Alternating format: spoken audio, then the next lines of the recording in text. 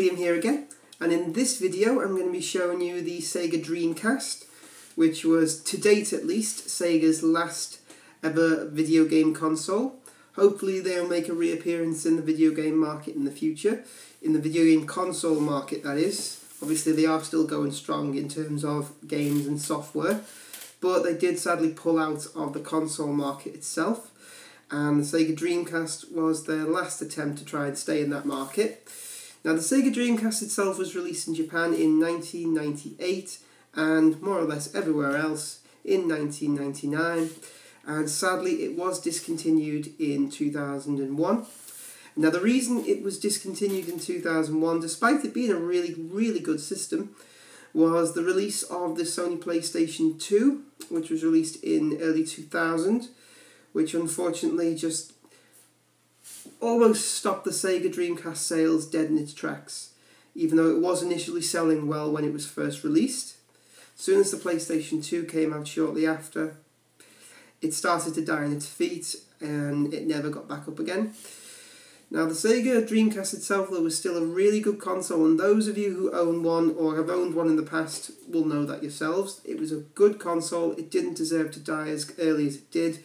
The fact that it only had a shelf life of around 2 years.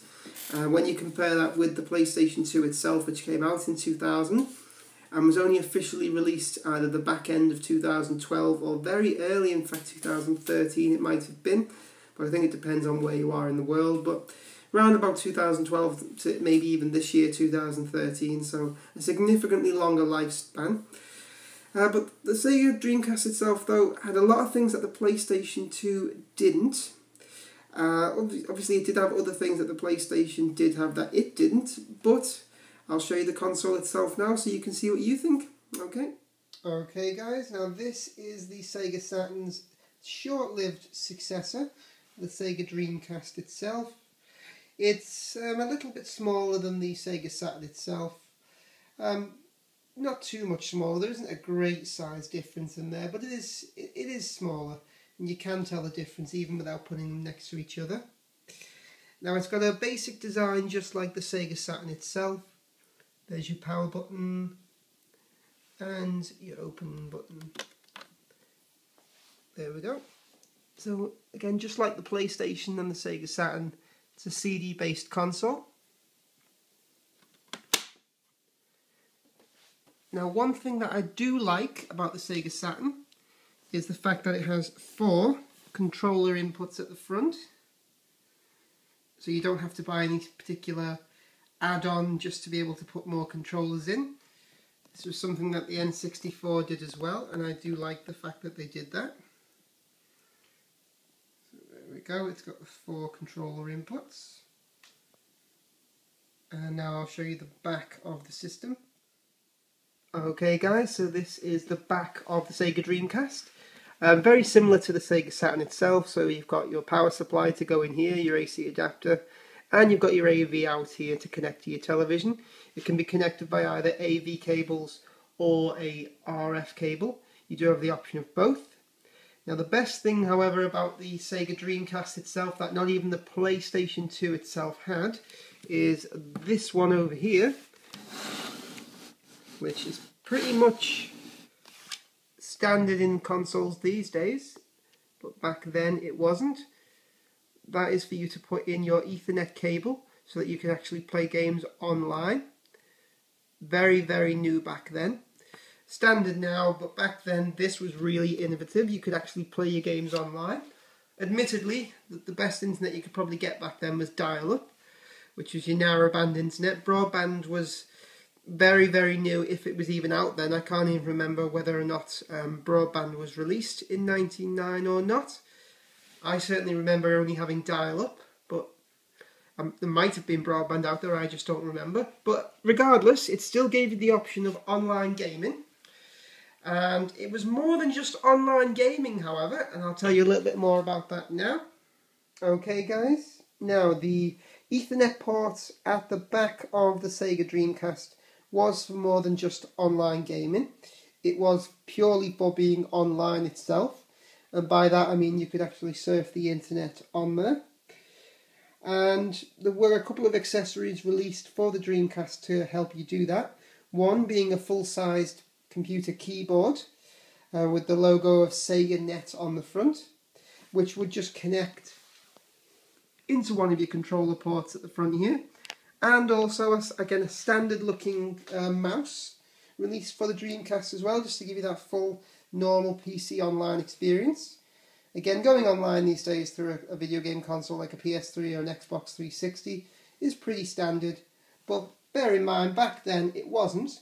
You couldn't do anything like that with the PlayStation 2, and yet it still lost out to the PlayStation 2. I mean, the PlayStation 2 sold over 100 million copies, whereas the Sega Dreamcast sold around 10 million, so again it was really outsold, and died a good 10 years or so before the PlayStation 2 was discontinued. I mean, this was discontinued in 2001, and it was, in my opinion, it was a lot more innovative than the PlayStation 2. It could do a lot more. The fact that they thought of online gaming before anybody else. You know, you could actually use it for the internet again before anybody else thought of these things. Everyone does them now. Here, in fact, is a little hint that you can use it online. There we go, compatible with Windows. So yeah, you could use this online. I'm just disappointed that this did lose out to the PlayStation 2. And it's just a shame that Sega never made any consoles after this.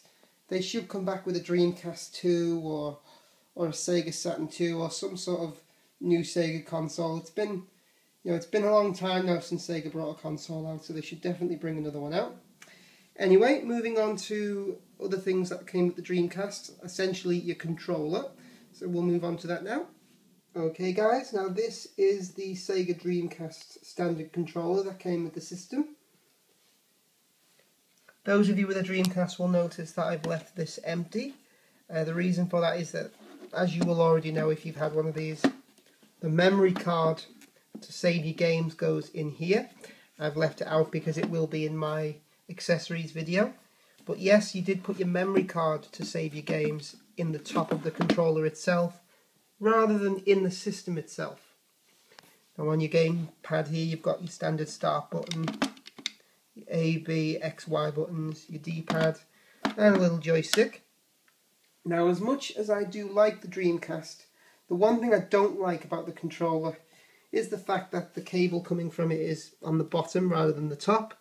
So when you're using it, it's obviously going to be bent over like that, unless you've got the Dreamcast behind you. But I seriously doubt you'd be doing that. I can see why they had to do that, because they've got the memory card going in at the top, but I'm just not particularly fond of it, that's all. Now, one thing I did neglect to mention earlier on when I mentioned the Dreamcast keyboard is that it wasn't just for surfing the web online. You could also use the keyboard itself in games, or at least one game that I'm aware of, called Typing of the Dead, as far as I remember it being called. Haven't played it for years. When I do get around to reviewing games themselves, I might actually use that game in a review, but we'll see. I've still got plenty of consoles to go through yet. But yeah, there was actually a game that you needed a keyboard to actually play. Typing of the Dead. I'm pretty sure it was called that. If I'm wrong, do let me know. Now, the only things I've got over here is really unimportant things to see. You've got your plug and obviously your RF cable there. You could also get your AV cable for it, for your SCART lead input, but I've just got the RF cable there. The TV that I use, that I connect all of these old-fashioned video game consoles on, is an old fat TV that does allow to be tuned in. And there's only so many ports on it that I've got, so a number of them are put in a SCART socket, others are connected via RF. So that's the controller itself. Really nice controller. Does feel quite good in the hand as well. And as you'll expect, you've got your buttons on the back.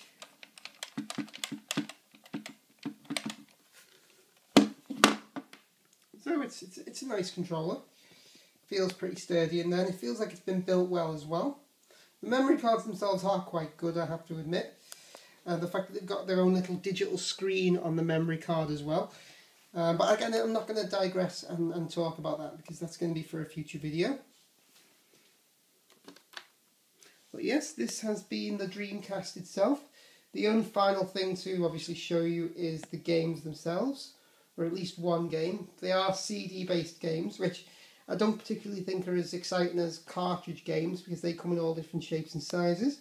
CD games themselves are just CDs as we know and love them. But I've got to obviously touch on the game, so I'll show you at least one of the games now. Okay, so this is one of the Sega Dreamcast games. The cases all look pretty much the same as this. The unusual thing with the Sega Dreamcast cases is that the original Sega Saturn cases were longer, whereas the PlayStation 1 games cases were short like this. And then the Sega Dreamcast came out and made the cases smaller, like the PlayStation 1. And then the PlayStation 2 cases were then longer. Don't know what the idea behind that is, but there we go. So this is the game itself, Fighting Force 2. Here's the back of it. I've had to lower the lighting level in here to stop the glare on the case itself, so I hope you can see that. But there we go, it's just showing you some of the graphics of the game and a description of the game. Now I'll open that now and let you see what the game itself looks like. Okay, so this is the game itself with the case open. So as you can see, just your manual over here, your game here, nothing too spectacular to see. It's just a normal standard CD game, just like your PlayStation or your Sega Saturn. There we go. I do prefer the top-loading CD games rather than the ones that the system eats, like the PlayStation 2, that sort of thing. These ones are much better, especially if the game gets stuck. It's just a matter of opening the top, taking it out. So there we go. That's one of the games itself. All the games are exactly alike anyway, so that's why I've just chosen one random game. But there we go. That is the Sega Dreamcast. There we go, all laid out on the table in all of its glory. Okay guys, that was my brief look at and review of the Sega Dreamcast. I hope you enjoyed it. If you're into your retro video game consoles, definitely go out and get one of these. They are definitely worth it. You won't regret picking one of these up. And from a collector's point of view, it's really good that they're actually really undervalued at the moment as well, because you can pretty much pick one of these up for around £50, probably even less if you look in the right places. Definitely worth the money. You'll really, really enjoy having one. In fact, something I didn't mention earlier, which I think is important as well, because with, again, the Sega Dreamcast being a really innovative machine, one of the games released on the Dreamcast, which has never been released on another system since, as far as I'm aware at least, was called Shenmue. Now, yeah, the Japanese title, but it was available on the PAL region. Now, Shenmue was the first, as far as I'm aware, open world environment game. So it was like Grand Theft Auto or Red Dead Redemption, Batman Arkham City, that sort of thing, where you've got that open world environment. Well, Shenmue, look it up on YouTube or Google it, whatever, but you'll find that it was an open world environment game, and it was the very first one of its time. And again, it came out exclusively on this system, because this system was just like the Shenmue game. It was way ahead of its time. And it just, again, like the Shenmue game, just not as famous as it should have been, because it was really, really good. Anyway, if you like this video, by all means, please support the show by liking the video, rating the video. Just leave us a comment if there's anything that, you wanted to tell me about the system that I haven't picked up on, or if you think I've got any information wrong. I'm always open to feedback, constructive feedback, obviously, But yeah, so thank you very much for viewing, and I'll see you soon. Take care now.